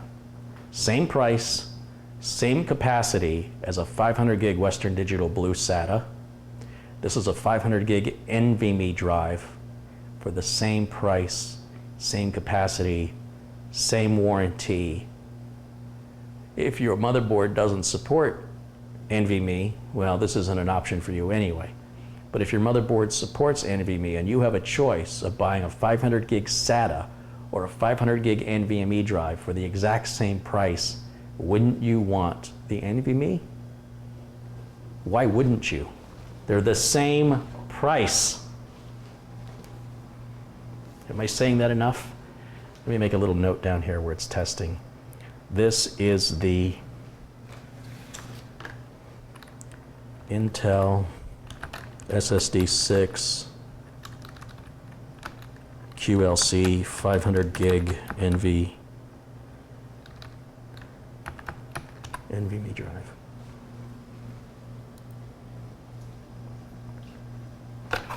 I expect we're going to see a lot more QLC drives coming from other manufacturers to hit that magic price point. But when an NVMe drive can cost the exact same amount of money as a SATA drive for the same capacity, why would you ever buy the SATA drive?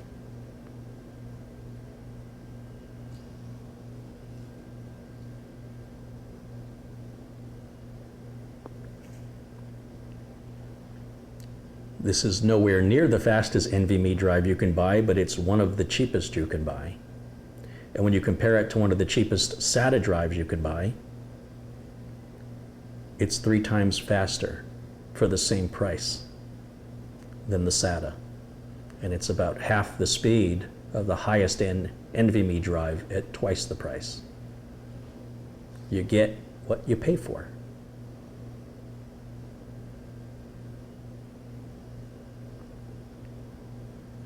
The Eluktronics drive is also on Amazon. Good. After the feed is done here, I will put links in the video to all the drives to both Western Digital blacks, the blue, the Eluktronics Pro X, the ADATA 2.5-inch drive, the 1 terabyte drive under $150 that I'm using.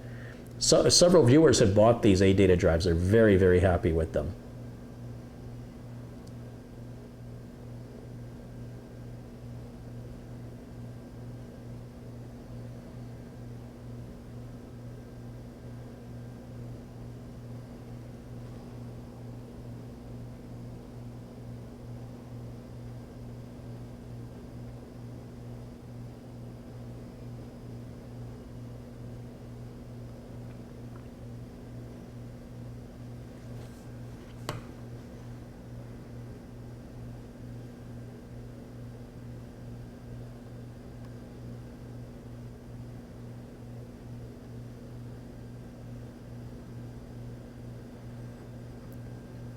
Carrick666 says you can get a shortcut by right-clicking on the Start button and going to Disk Management. Yes, yes. It doesn't really help people learn when I do that, but okay.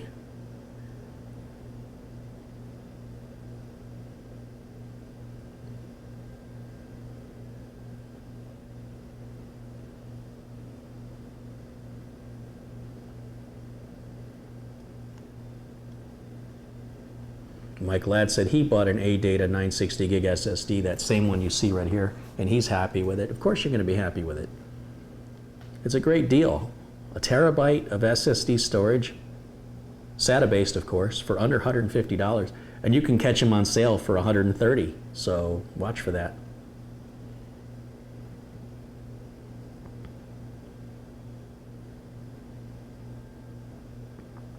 There's our final numbers right there.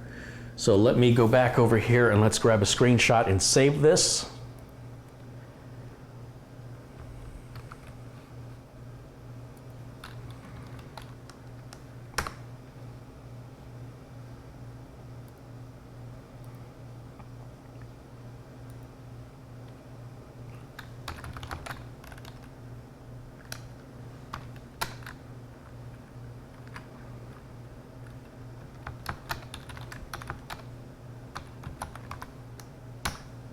I might have typos in there. I can't really see because, again, I'm seeing a picture in a picture in a picture. So you guys have a better view of it than I do.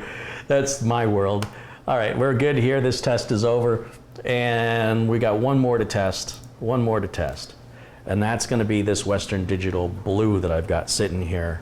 So let me pull you back up onto the main screen and I can switch the power supply off, pull this drive out. You know, that drive is one of the slowest NVMe drives, but it's also much, much faster than SATA. And it has the exact same price for capacity as the SATA. In fact, there are many SATA-based 500 gig SSDs that cost more than $100. So in that case, this one costs less and performs up to 3 times faster. Keep that in mind, just saying. Just saying. Now here's the Western Digital blue. This is a normal SATA M.2, and you'll notice, let me take it out so there's not so much reflection here. You notice there's 2 notches at the end of this instead of 1, right? A regular NVMe drive only has 1 notch, and a SATA has 2. And that prevents you from plugging in a, you can't plug an NVMe drive into an M2 socket that only supports SATA. It won't allow you to insert it because there's no cut on the other side. So that's NVMe, that's normal SATA. This can go on that MS09, that Silverstone M2 SATA to USB adapter. This sells for the same price as this, right? They're both the same price. Same capacity, same price. This one's 3 times faster, but your computer has to support NVMe. But when I say 3 times faster, I'm generalizing. Let's find out exactly what the speed difference is right now.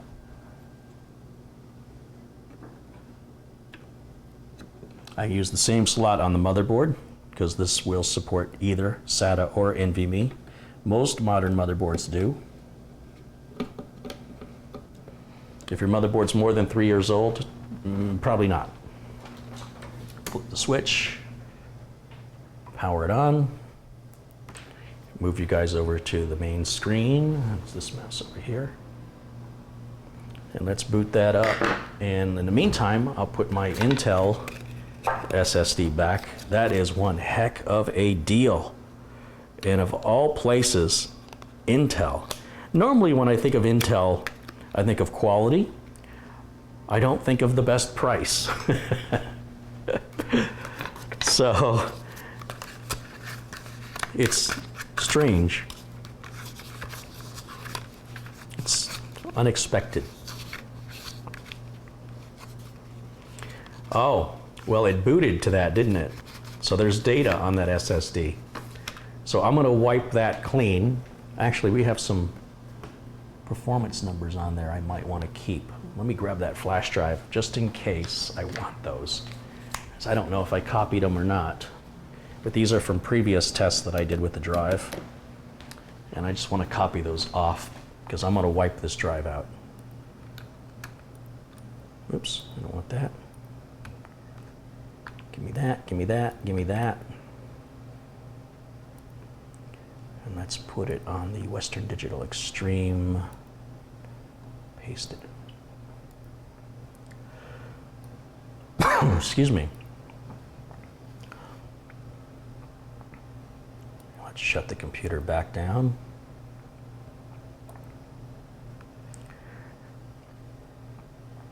Oh, great.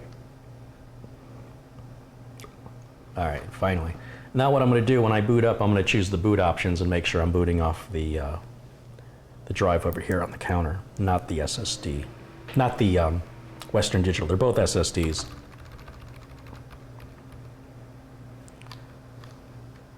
SanDisk Extreme. Oh, I left my flash drive in there, and it's offering me the Western Digital. How do I change that? Enter setup.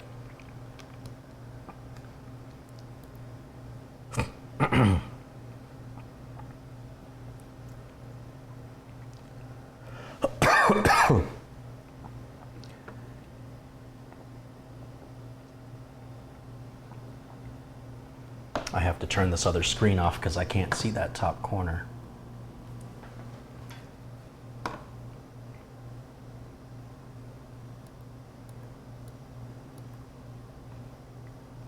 It's not offering it to me for some reason. Let's go to advanced mode.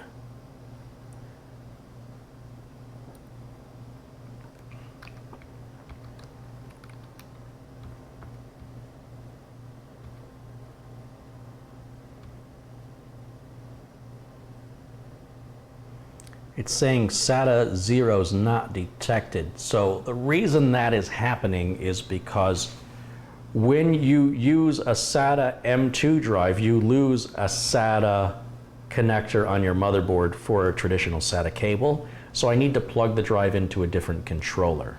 Not a different controller, but it's a different port on the motherboard. So that's what's happened here.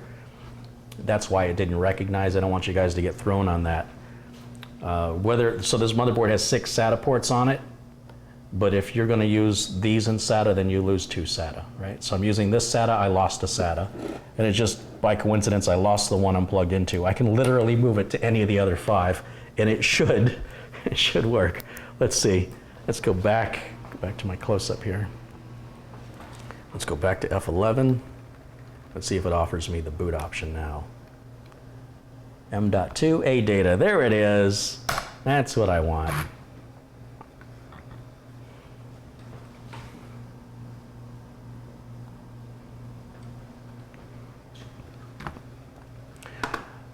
And we'll go back to CMD, command prompt, right click, run as administrator. Yes. Disk part. List disk, select disk. Which one is it? I gotta move up and see the screen here. It is disk number 1. Select disk 1, clean, exit, exit, And let's eject the SanDisk Extreme.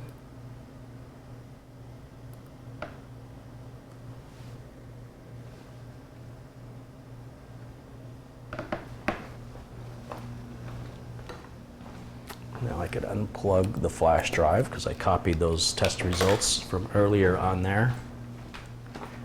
We'll go back in disk management. This time let's right click on the start button. Disk management is right there. It sees the drive we just cleaned. Right click, new simple volume, next, next, next, next, finish. Boom, it's already assigned a drive letter, and we're ready for our test. So we'll bring up Crystal Disk Mark 64.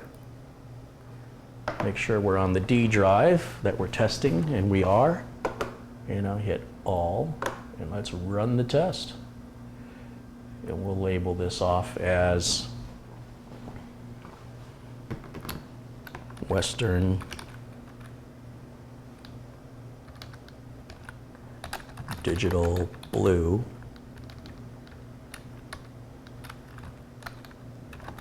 500 gigabyte M2 SATA.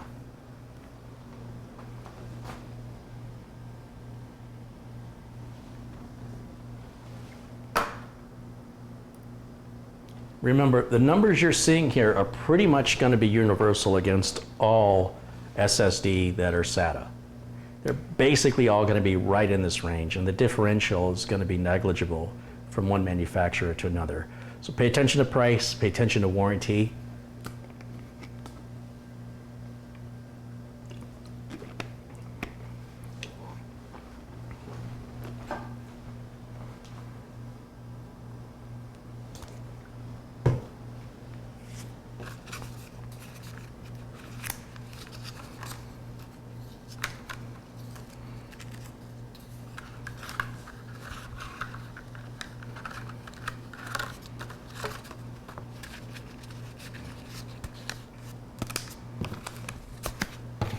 Just putting everything back in the boxes they were in while we're waiting. Are there enclosures for NVMe M.2 available? They're few and far between because they're specially used. You're already going to max out a USB 3.1 with regular SATA based SSDs. So you'd be wasting money to put an NVMe drive in it. You won't achieve any faster speeds than USB 3.1 can deliver, and it's already being maxed out with SATA. But if you add a Thunderbolt 3 connector, then you can get a Thunderbolt 3 adapter to NVMe. And since Thunderbolt 3 uses the same connector as USB 3.1, that makes it nice and confusing. That means some computers with USB 3.1 that support Thunderbolt 3 will see your external NVMe. Most will not. They just won't see the drive. So if you're not a technician and you're not having to plug into strangers' computers with your drive for updating and things like that, and the only thing you're using it for is for your own personal computer, it may be worth investing for you. I don't think it is personally. My time is most valuable when I'm billing a client. So if I can have a fast drive for backups, that's what I want to have. But since clients have computers that are ranging in age from 1 year to 10 years old, using universal flash drives and USB devices is where I lean as a technician. And to have a device that only works for me, I won't own a device like that, honestly. I need something I could potentially sell to a client. And running NVMe externally just is too limited in where you can use it. But if you spend enough money, everything's possible.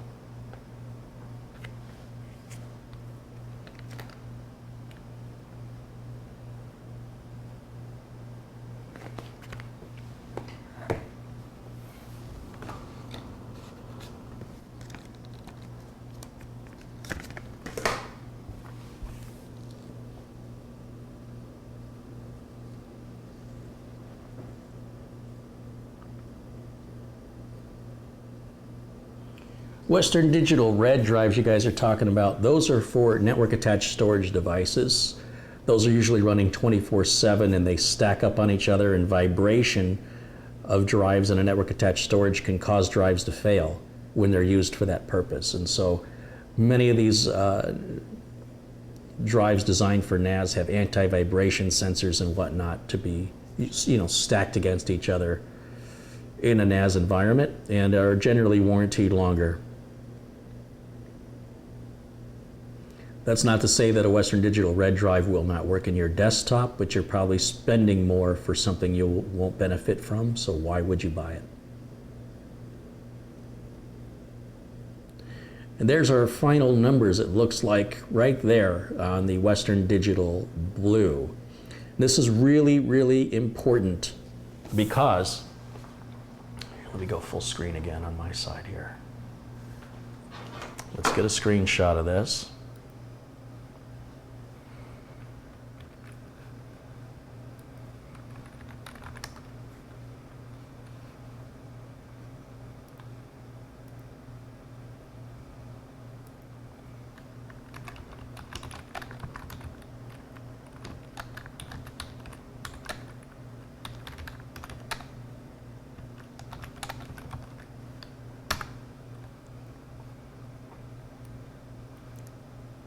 I want to show you side by side. This is the Western Digital Blue, 500 gig for $100.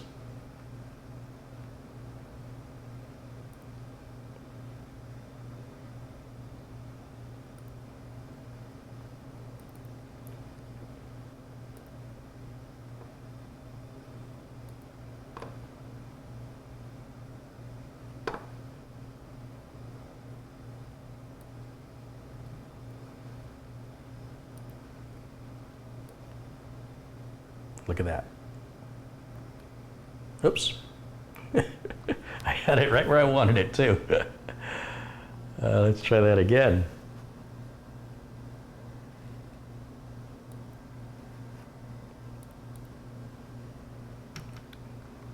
I want you to look at these numbers. Look at these numbers. Same capacity. Same price. Oh, I'm not on the right one. Never mind. That's not right. Lost my spot. Let me go back to the Intel drive. Pictures, pictures, pictures. Intel.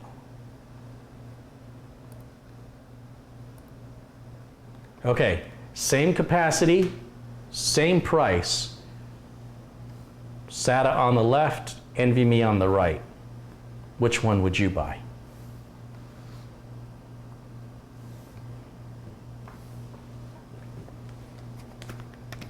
You can pay $100 for the drive on the left, or you can pay $100 for the drive on the right. Same capacity. Which one do you buy?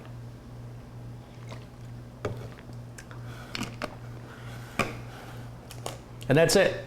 That's the point I wanted to make in today's broadcast. I wanted you to be aware that this new type of QLC memory storage is available for lower budget NVMe that often compares in price to the SATA-based SSDs, but with better performance for the same price. If your motherboard supports it and you're on a budget, think about this. And Intel's a much bigger name than, let's say, Eluktronics. Now this company may be around forever, they may be a great company.